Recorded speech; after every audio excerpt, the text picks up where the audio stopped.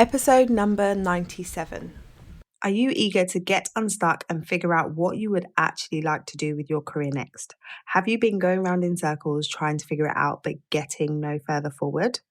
If so, you're going to love today's sponsor, my signature group program, the Career Clarity Academy. Changing career direction can feel overwhelming and daunting, but it doesn't have to be. In my signature program, we give you clear, step-by-step, proven processes for getting completely clear on what it is that you want to do and understanding how you can leverage your existing experience and position yourself to attract and land a dream role. To find out more, head over to lightboxcoaching.com/academy. Hello, you're listening to the Career Changemaker podcast. Having the courage to leave a career that you have worked hard to build and try something else can be tough. So in each episode, we dive into key career change strategies so that you have a clear understanding of what is required to transition into a new role or a new industry without feeling like you have to start at the bottom or have to take a massive pay cut, because #ain't nobody got time for that.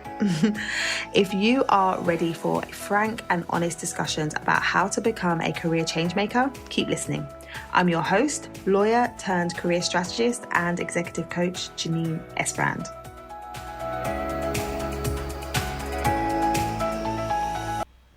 We have had so many new listeners to the podcast recently, so I thought it would be great to give a quick listener shout out to someone who has taken the time to leave us a rating and review recently. So I wanted to read out this review that came from somebody called B Pepro, and this is what they said. This is the perfect podcast when you are trying to navigate a career change in a COVID world. Advice: get a journal and work through each podcast. The advice is concise and to the point, and the exercises are really helpful to get unstuck. I'm so glad I discovered it now. This will be essential listening for me. What a refreshing approach to a job search. Thank you so much, B Pepro, for leaving that amazing 5-star review. I really appreciate it. If you are a listener who would like your name and your review to be featured on a future episode, then why not head over to iTunes or wherever it is that you're listening to this podcast and leave us a rating and review. The more of those that we get, the more people will find this podcast and the more people will be able to join the conversation about becoming a change maker. Okay, so on to today's show. So today is a case study episode, and this is where I speak to alumni from the Career Clarity Academy about their experience. And today we are speaking to an amazing woman who was able to land a new role in a different industry in less than 8 weeks after taking voluntary redundancy. So you're going to be hearing from Lia Machado, and she is a lawyer, and I had the pleasure of going to law school with Lia over 10 years ago. And since then we've stayed in touch, and when she was faced with being put on furlough at the beginning of lockdown, she reached out to me and I said it would be a perfect time for her to join the Career Clarity Academy so that she could get clear on what her next steps needed to be and have the tools required to kind of land the type of role that she was interested in. So I'm happy to report that she made amazing progress in the program. I'm so glad that she became a client because she was super committed and dedicated, and that ultimately led her to get some brilliant results. So I'm going to let Lia share with you her experience and exactly what she did to be able to position herself for this new opportunity and how she's feeling now about moving into a new role and working in a different way. So without further ado, let's dive in. Hi, I am Lia Machado. I am a solicitor here in the UK, and I'm from Brazil, so I'm also qualified there. And you're also one of the alumni from the Career. I am, the very important thing, I'm one of the CCA alumni. Awesome. So I'm really excited to chat to you today, Lia, because I want to kind of just explore your journey over the last 4 months. You've made some incredible progress from, when we first started speaking to now. So I want to unpack that a bit and have you share a bit about your experience, where you were before and then where you are now, and the massive wins that you've had recently. So let's just start with your background in terms of what you were doing before. So if we rewind to 4 months ago, what was going on for you? So I had a child last year. I took a year maternity leave and changed jobs in between. So I started a new job after maternity leave as a solicitor doing real estate work, which is my practicing area. So 4 months ago, I was still doing this job when the pandemic hit, and I was furloughed almost immediately after lockdown. And as soon as it happened, I texted you, Janine. It was one of the first things that I did that day. And we had a chat about, I asked you, what do you think you thought I could be doing, to prepare myself, because I thought that it was a good time for me to start thinking what next. I had already been thinking about it. And being furloughed and having the time, I just thought everything aligned, and everything else was history, because I joined the CCA. Yes, you did. So you joined the CCA, and I will just say that you are one of those people who just, once you've committed to something, you really go all in. So you showed up to every coaching call and you did every exercise and you were feeding back, which is brilliant to see. So talk to me a bit about how you felt once you joined the program, and once you had started doing some of the modules and attending some of the coaching calls, how did that affect your mindset around like what was to come or what was possible for you?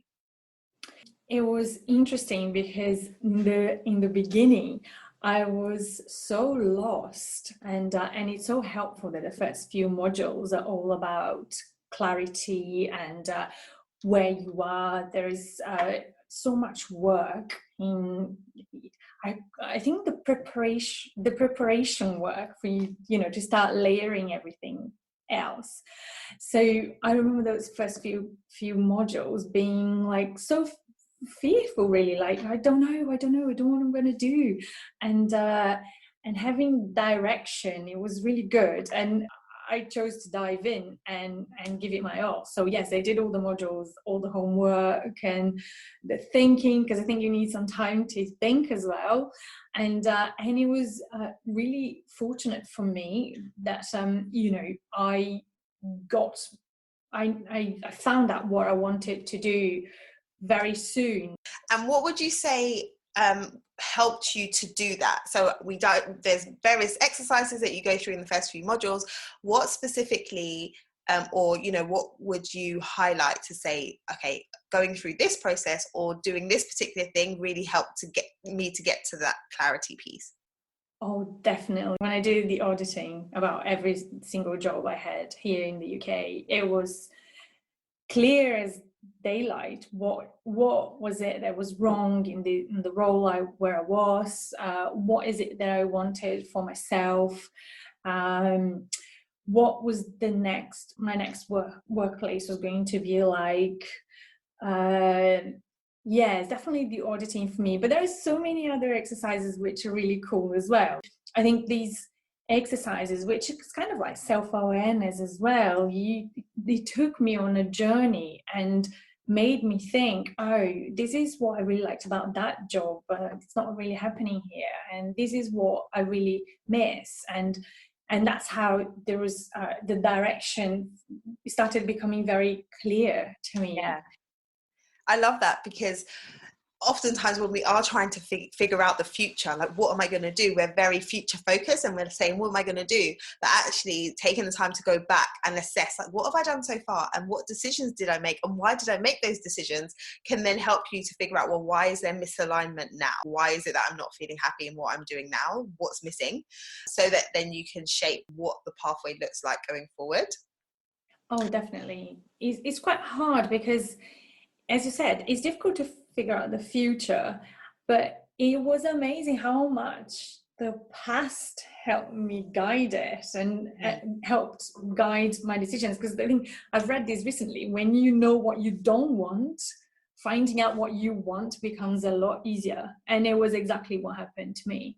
Yeah, absolutely. It's that process of elimination. If you don't know what you want, let's start with what you don't want to do, and then Yeah. be able to drill down. I know that you're, a star student and you executed and you got the things done that you needed to get done, but that doesn't mean that everything was easy. So let's talk a little bit about getting out there and speaking to people, because I know that for you, there was a big resistance around that, but yet it led to some big wins for you. So can you talk a bit about that? Yes, definitely. When you first mentioned this concept of contacting people on LinkedIn, total strangers who don't know me, and say, hey, can we have a quick chat? This is who I am. I'm looking into doing this. I thought, no way. There is no way. Even being Brazilian, open, extrovert, there is no way this is going to happen. And it was good because you insisted on it. It was like, guys, this is the way that you're going to get the information that you need for it. And I think it helped that, the very first person I contacted was very warm and very positive about what I was planning to do. And she was very helpful. She gave me loads of tips, and she gave me loads of, I think you should be doing this, or you should contact these people and that people. And from then on, I don't know, it was like I lost my shyness, so I just went for it, and and I had the most amazing informational interviews. So I ended up contacting a Brazilian lawyer in Germany who worked for a company that I wanted to apply for, and I told her, like, can we have a quick chat? And we had an hour-long WhatsApp chat, and she gave me amazing information as well about the company, and also loads of tips on how to apply and what to do. And so I think you have to have in you, but I think you too were great at, like, trust the method, because it is proven, and it is. I'm here to say that it does work, and it's great.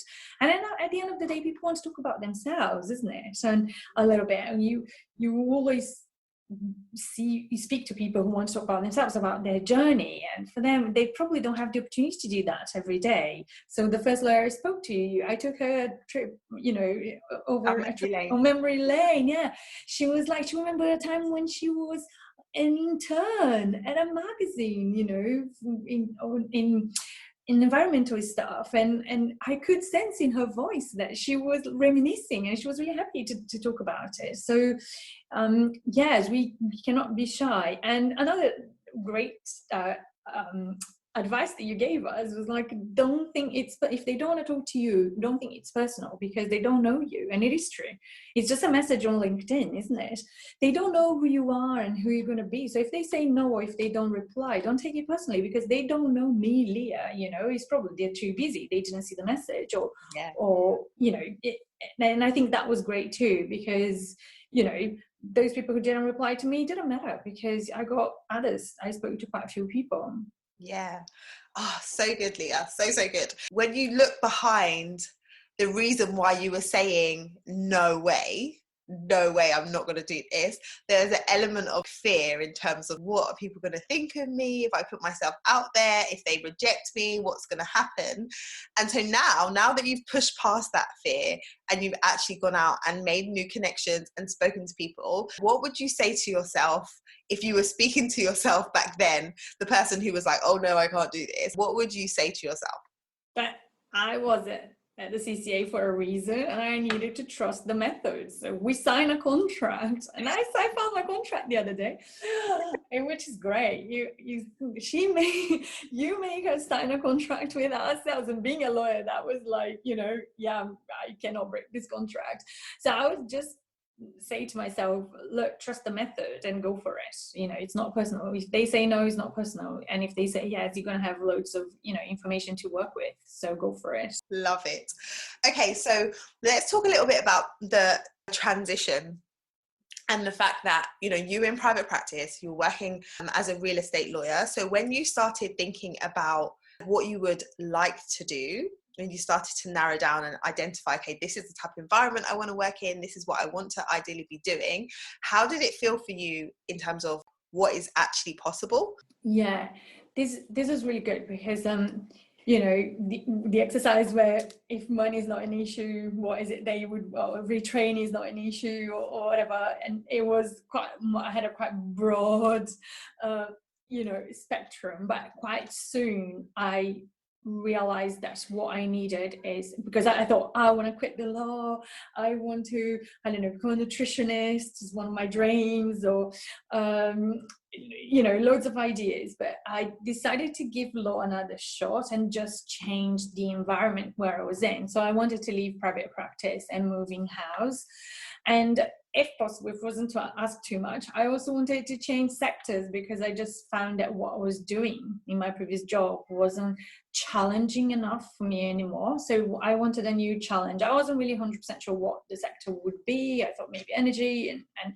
but I didn't know where that was going to bring me. But that was, if it wasn't asked too much, that's what I also wanted, you know, a change in environment and maybe a change in sector in what I was doing.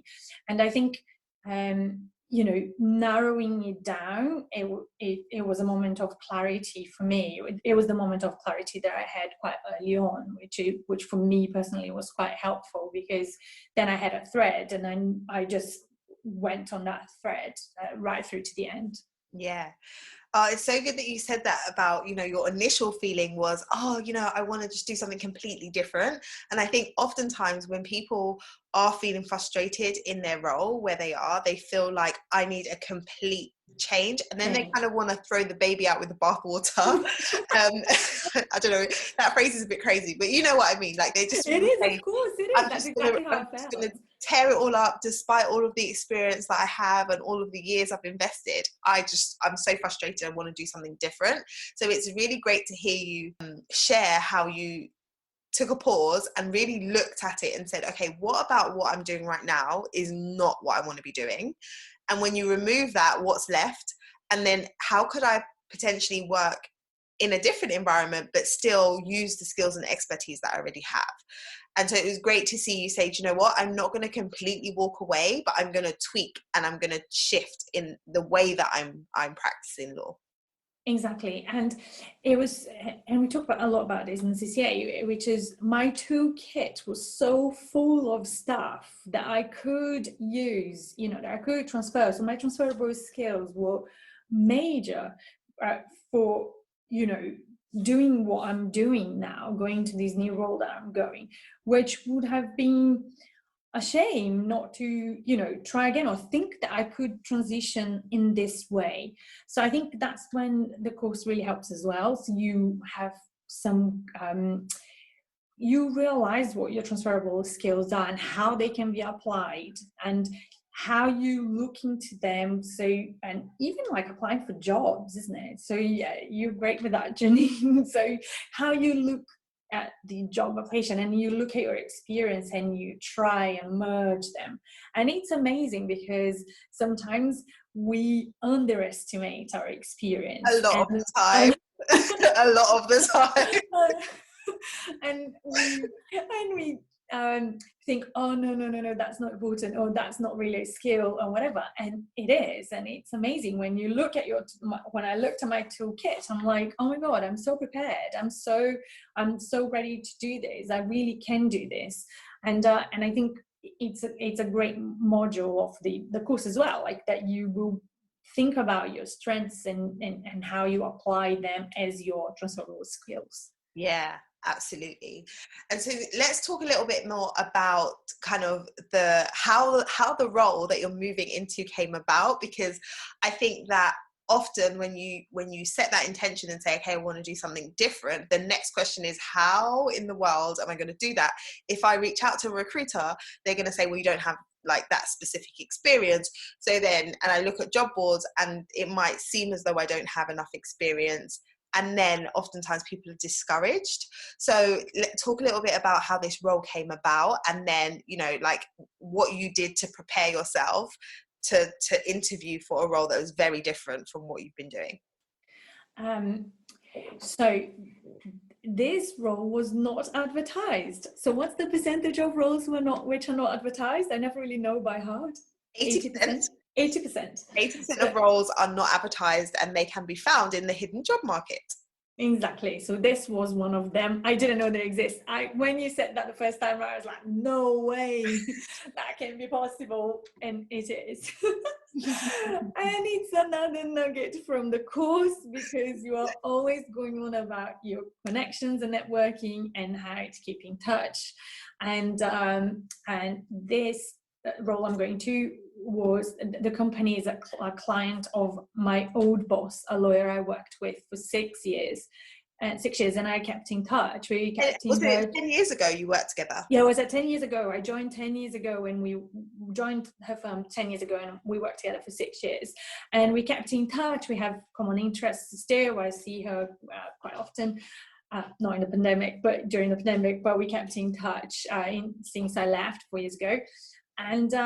And she asked me if I would be interested, and said, here is the description. What do you think? Do you want to have a go? And I looked at it, and at first I remember there were some acronyms in the job description. And I'm like, what is this? I don't think I can do this. And she was great. She called, and she was like, and she explained to me exactly what the job was, and that she was really confident that I could do it. So then my next step was based on this job description, which was very, short. I tailored my CV, which is something that we learn on the CCA as well, how although I did not have that specific experience that was required there, where I could get my transferable skills and targeted into that job that job description. And so I did that.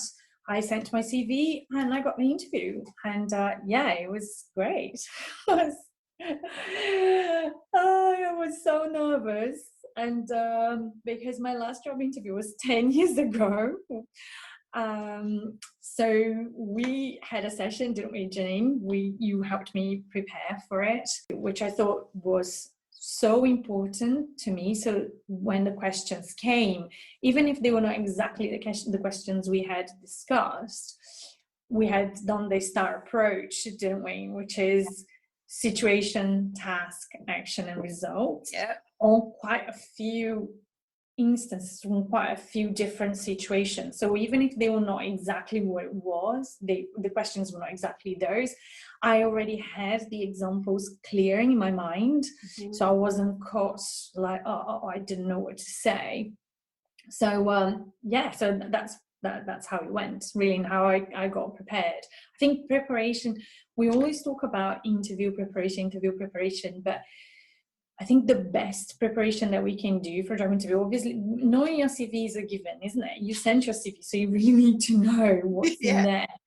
But it's interpreting your CV or trying to navigate your CV with them, and having these questions, these situations, these competency-based questions, or these scenarios really vivid in your mind. In my mind, it really helped me, because there were a few questions that I was like, I remember thinking, I didn't really prepare for this specifically, but I could draw on things that we had discussed. So I think that was my lesson, really, on interview preparation. You really need to know not only your stuff, your CV, but also your scenarios, how you can discuss those scenarios. Yeah. That is going to show, which is going to help you answer the competency-based questions. Yeah, and I think it's such a good point, because you can say you're preparing, but there's different ways to prepare, and so just doing what most people do to prepare for an interview, like you research the company, you find out a bit about the role, you read over your CV, like that's surface level preparation. But when you prepare to the point where you're really clear on, like, why does this role even exist? Like, why are they even hiring for this role? What is it that they're trying to solve with this position? And then how do I fill the gap for them? And when you can do that, and you can do that really clearly, it's so much easier for them to tell you yes, because then they can see that you understand what your function is within the company. Lia, so you start off in the CCA at the beginning of lockdown. So when you're put on furlough, then we fast forward 4 months later and you have an interview and then they make you an offer. Yes. Amazing. Like, I'm just like, such good progress in such a short space of time. Once they made you the offer, did you feel inclined to say, well, do I want to negotiate this? How did you feel about that? I felt two things. One, well, this is the opening offer. I should negotiate it because that's the starting offer. And then maybe I shouldn't negotiate it. So I was really torn because, it's a pandemic, and I've read quite a few posts about, you shouldn't really be asking for more money right now. And but with my husband, we sat down and we went through the figures, how much it would cost me if I have to commute. Obviously, there is still the restrictions that are still applying, so they're still working from home, so I won't have to commute. But my commute costs would be quite high because, to begin with, they're quite far away, and then they're moving to an office closer to where I live. So I just felt that I should try and negotiate the offer. So in the end, I asked if they could go a little bit higher, and they did. So it was great. It was amazing. So this is great advice, I think, that you should not leave money on the table, which is the bottom line of that module, because you don't know, you could have been a no. They could have said, sorry, this is the maximum we can offer, we are offering you at the top. But I felt I had to ask, Yeah, and I think, that whole saying that if you don't ask, you don't get is pretty like, what's the worst that can happen? They can say no. And this is one of the reasons why I say to people, the negotiation comes at the end. Like, once they've made you an offer, you've done the hard work to demonstrate that you're the right candidate for the role, and they can obviously see that you'd be able to come in and do the work. And so then it's just making sure that you're getting what you need. And I like that you mentioned you sat down and you've done the figures. Sometimes it's easy to not consider, well, what is my requirement? Like, how much do I need to earn to make sure that I'm maintaining my lifestyle or at the level that I think I should be at this stage of my career? And coming from a place of appreciating what you bring to the table, what value you're able to bring, then you can kind of stand in it and say, no, I think I can bring value to this organization, and I'll make them money, or I'll save them money through the work that I'm doing.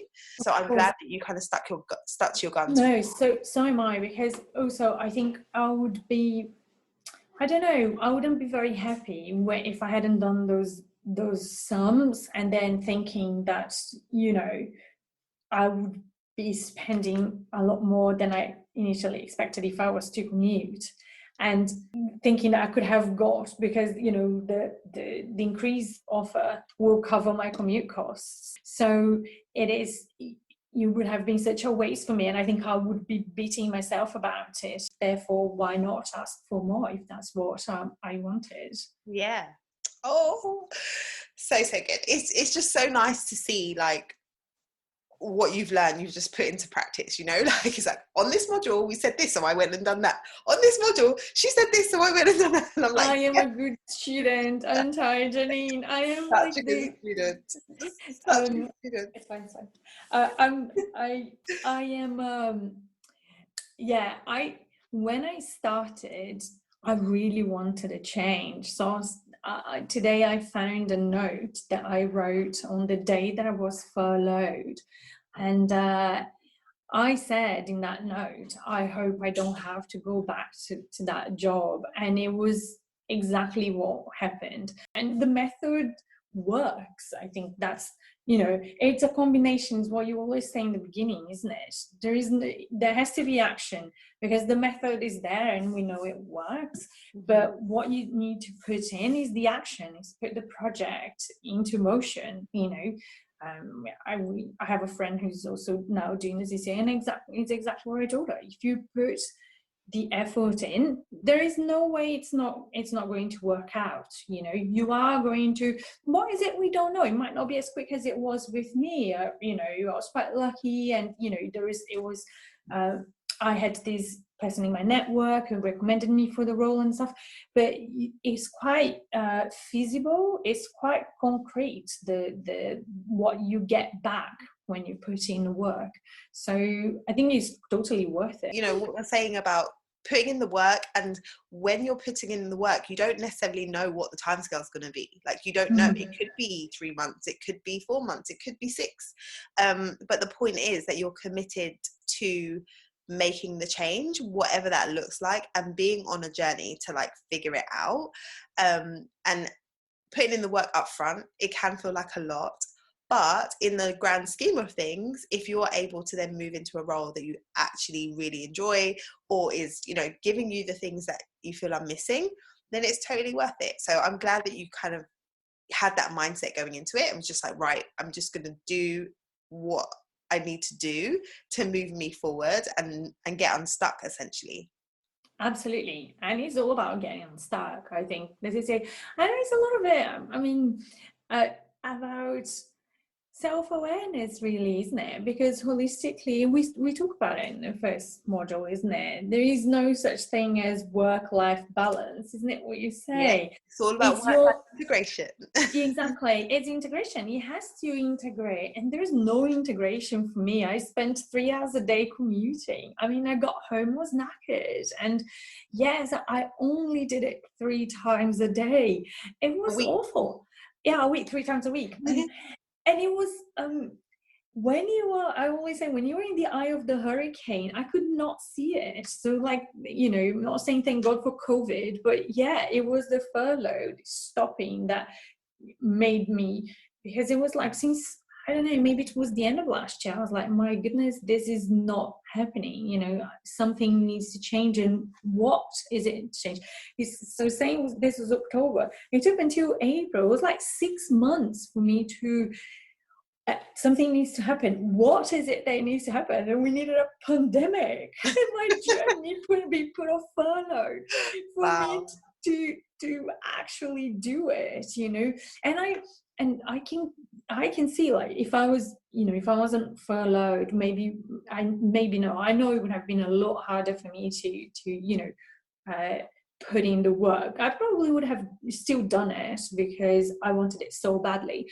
But, you know, I was fortunate enough to have the time, because it's not mechanical. You're not only putting in the work. You really need to have a breather as well. You really need to have time to think. It's a process of, isn't it? It's input, you process, and then there is the output.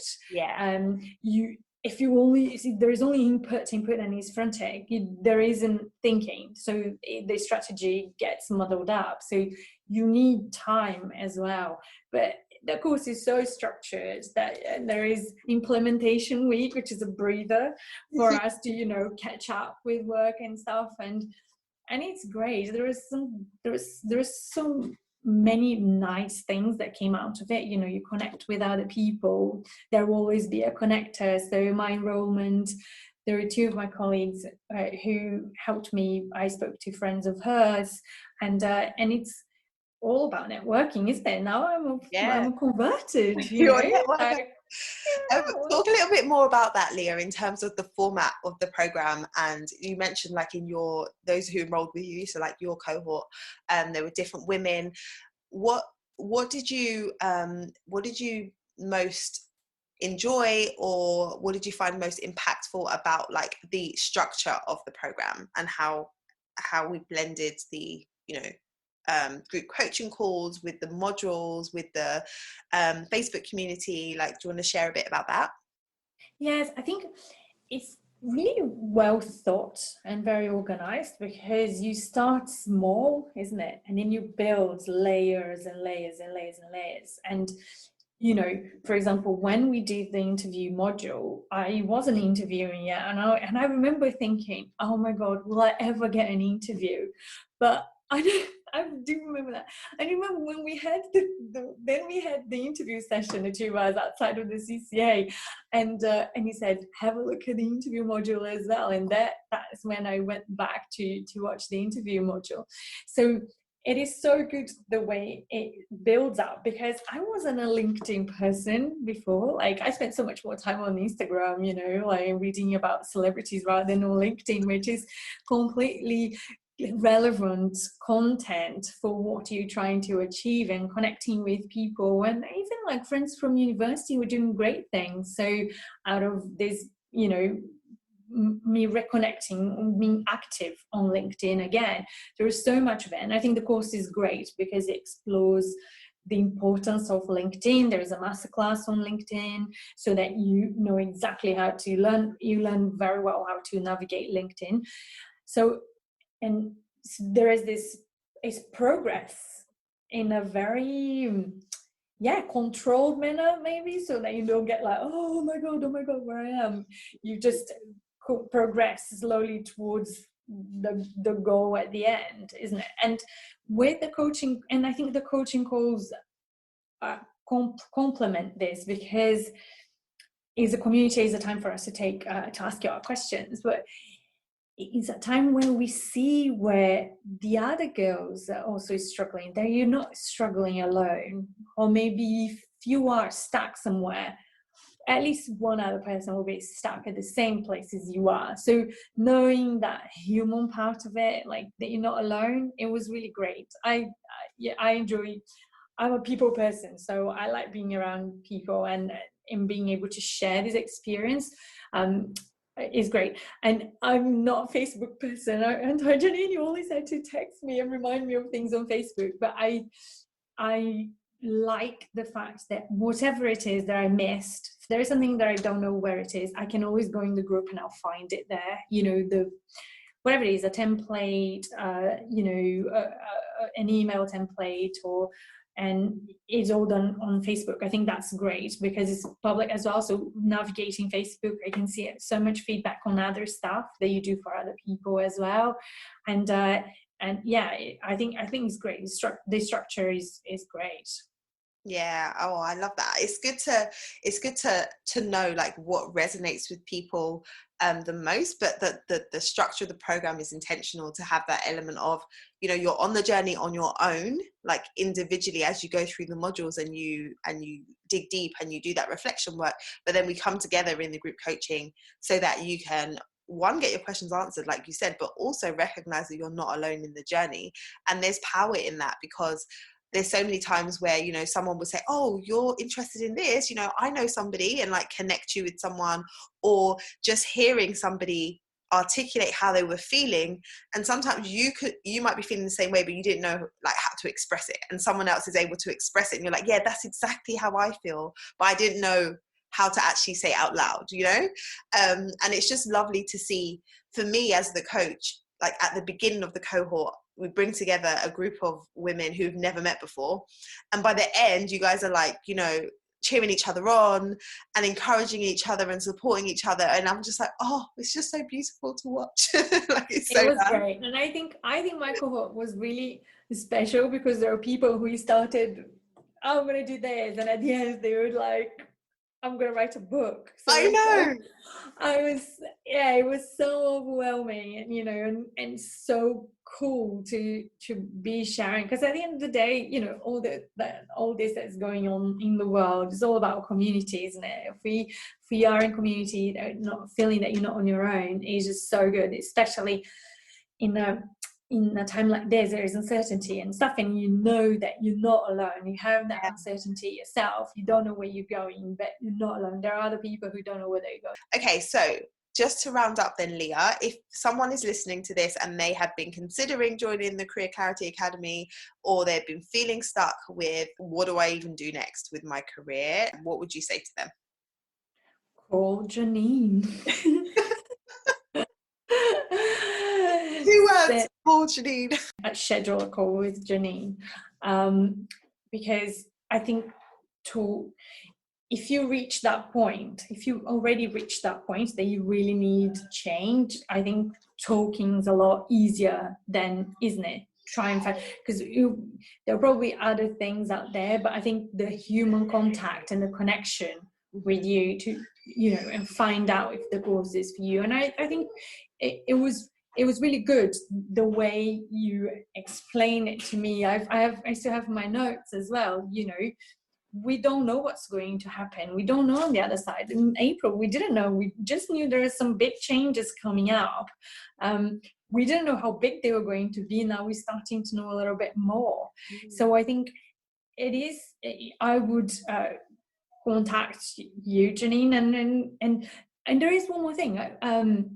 If you are a bit shy and you don't want to contact Janine straight away, you can follow on LinkedIn, because there is so much content there, like in terms of the LinkedIn posts and the videos and the podcast. But yeah, I think the conversation with you was the beginning for me, because when we spoke, I felt, no, this is really right for me. And find out whether it's going to be right for them. You know, you're going to learn more about the course and see if it's for you. Yeah, I love that you said that, Lia, because it is about being the right fit, right? Because there are lots of ways that you can get support for what you need. And for me, the program has to be the right fit for you, but you always have to be the right fit for the program, because there's no point me getting you in and then you not being in a position, in the mind frame, or even wanting to put in the work to get it done, because then like we don't get to have results, because it was just what, like, the way that the program's structured or whatever might not be the best fit for you. But if it is the right fit for you, then I can absolutely support you through the process, right? So I echo that. Like, just reach out, let's have a chat. And yeah, awesome. Oh, so good to chat to you, Lia. If people who are listening to this are like, oh, I absolutely love her accent, she sounds awesome, like, are you happy for people to connect with you on LinkedIn now that you are a LinkedIn, advocate? Of course, it will be a pleasure, and it'll be a pleasure to help. If people have any more questions on the CCA or anything else that I can help with, I'm always helping people. I am a firm believer now that in the way I was helped by these people, I would like to help people myself too. What I will do, put in the show notes a link to your LinkedIn so people can connect with you there. But thank you so much for your time, Lia. Thank you for sharing, and just thank you for being awesome. Thank you for listening to this episode of the Career Changemaker podcast.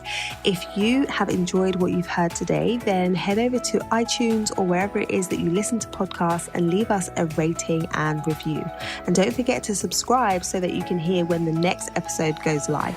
And if you like hanging out on Instagram, then I would love for you to tag me and let me know what you really thought about the episode over there at Career Changemaker. Until next time, keep working towards your career goals, and we will speak very, very soon.